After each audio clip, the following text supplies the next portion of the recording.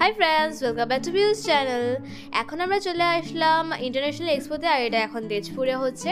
আমি তেজপুরে ইন্টারন্যাশনাল এক্সপোতে একবারই গেছিলাম, আর সেটা হলো গুয়াহাটিতে। এবার দেখি তেজপুরে এক্সপোটা কীরকম।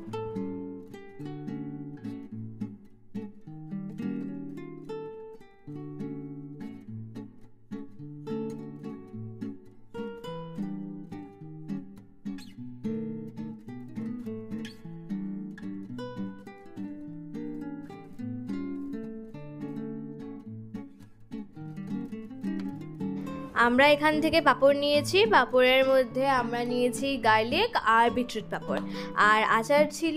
আচারের মধ্যে আম, রসুন ও মরিচের আচার আমরা নিয়েছি। মানে আমার রসুন আর মরিচের আচারটা সব থেকে ফেভারিট, আর আমেরটা নিয়েছি।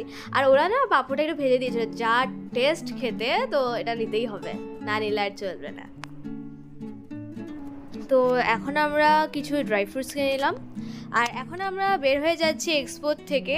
আর এই এক্সপোটা কিন্তু গুয়াহাটির মতো ওইরকম বড় ছিল না, মোটামুটি ছিল, অত ভালো ছিল না বলতে গেলে। তাহলে ঠিক আছে, আজকে আমি ভিডিওটা এখানেই শেষ করছি। যদি তোমাদের আজকের আমার এই ভিডিওতে ভালো লেগে থাকে তবে please like, share, comment and subscribe to my channel and please press the bell icon to get my latest video.